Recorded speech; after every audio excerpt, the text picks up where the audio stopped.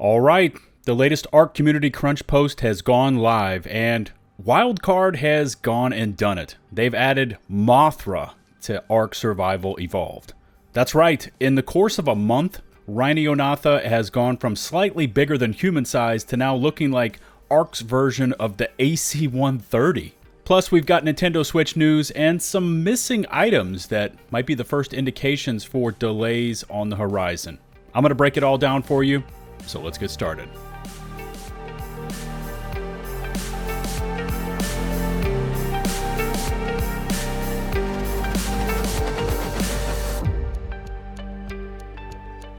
What's going on, everybody? It's LukeTheDuke and welcome back to the channel. Okay, this is way off Ark current event news, but has May just felt like one giant apology from the gaming industry? Majorly hyped up game launches in a tragic state, the gamer base revolts, and poof!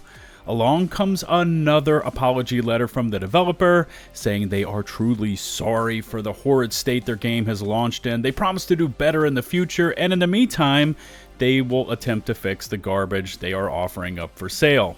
I grabbed this letter from Twitter, and the caption is spot on. Thanks, added it to the collection. Now, the Redfall letter is actually fiction, but Arcane Austin absolutely should have released one. Are we headed for one from Wildcard? Maybe, possibly. We'll talk about that towards the end of this video. But for now, I am sure your eyes were immediately drawn to it. We need to talk about Rhino Natha, aka the Sky Giga. First up is this epic shot of a Rhynio attached to a Rex, and oh my, just look at how gigantic this beast is. Now, back in early April, Rhynio was only slightly taller than a human. Here, just look at this concept artwork, and the eyes of Rhynio, at least back then, were at about the same height as a human. Of course, the wings and body are significantly bigger, but at this point, Rhynio is not big enough to blot out the freaking sun. Certainly big enough to tame and ride, but nothing obscene. A week later, somewhere around April 14th with Crunch 357, we get another splash of Rhynio news, but this time it's a full dossier, and here's where we learned more about the abilities of this creature.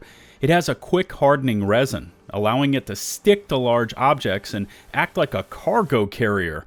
Rhynio is also full of defensive and offensive capabilities, including being able to harden its shell for a defensive boost, and it can spray both hard and soft bullet-like globs, presumably for attacking other beasts, and also for crowd control.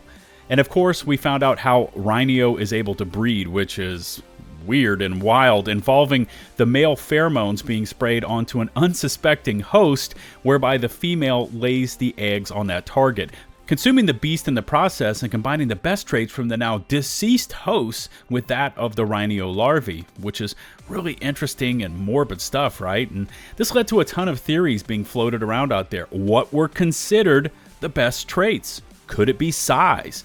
What would happen if you combined a Rhynio with a Giga? Well, what then? You know, that sort of Dr. Frankenstein theory crafting type stuff. Now, also of note is this new concept drawing for Rhynio and the scale of this creature, because a week earlier it was eye to eye with a human. Now it is clearly twice as tall, so the scale of this beast is now much more impressive. But wait. Because we now have the craziest version of Rhino Natha, now fully formed and full-sized, I guess, capable of picking up a full-sized Rex? I mean, just look at this thing. In a month, it has gone from human-sized to now what we have, which is basically Mothra from the Godzilla movies. I don't know if it's attacking the Rex. I don't think so. More like it is attached to it with that sticky resin substance, and it's transporting it to another location.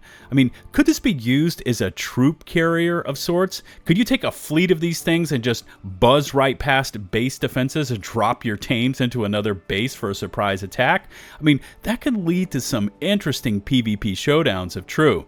There's also that huge pincer tail, and I'm interested to see what that thing can do. And again, we see this tandem saddle concept. So you have the pilot and you also have a gunner for some death from above sniping action if you want it.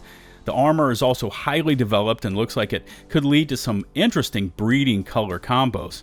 Yeah, overall, Rhino Natha has gone from mild to wild, and I'm sure it's now at the top of every breeder's to-do list.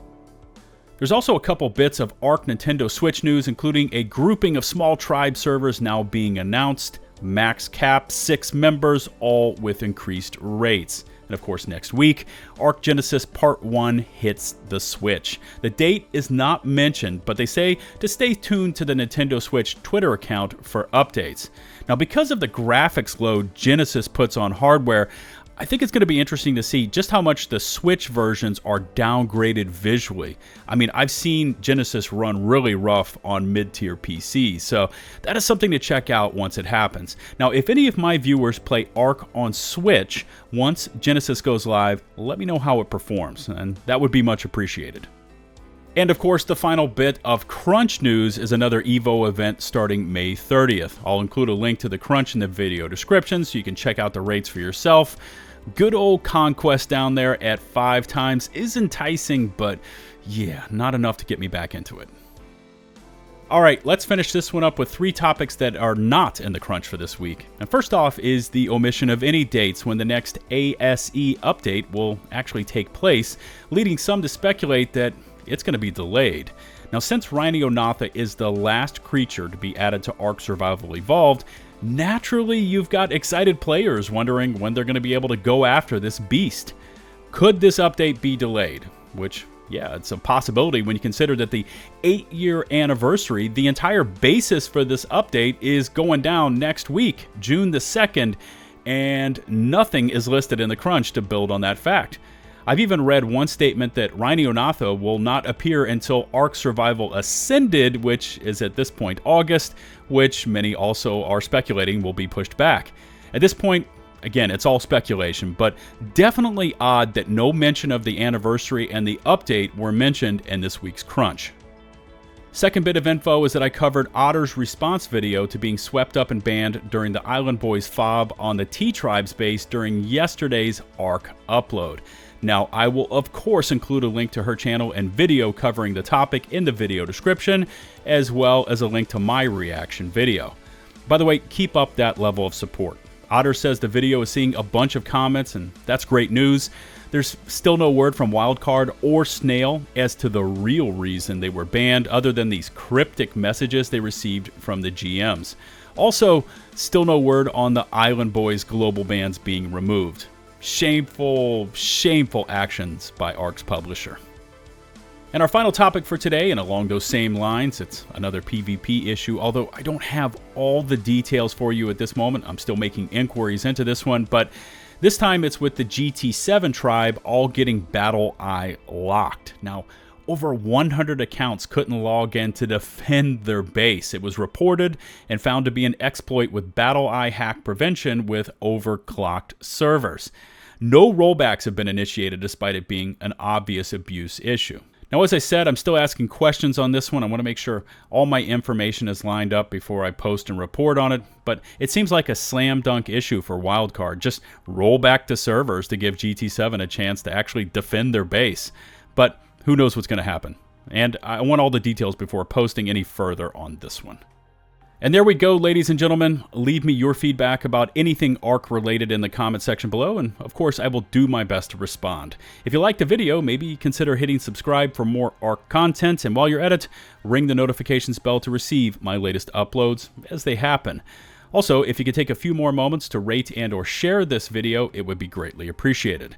You can find and follow me on Twitch, Twitter, and of course over in my open community Discord server, links to all of which can be found in the video description and pinned comments below. Shout out to the over 122,000 of you that have taken the leap and hit subscribe, and as always, a special thanks goes out to my patrons over on Patreon. Until the next one, this is LtBuzzLitebeer, signing off.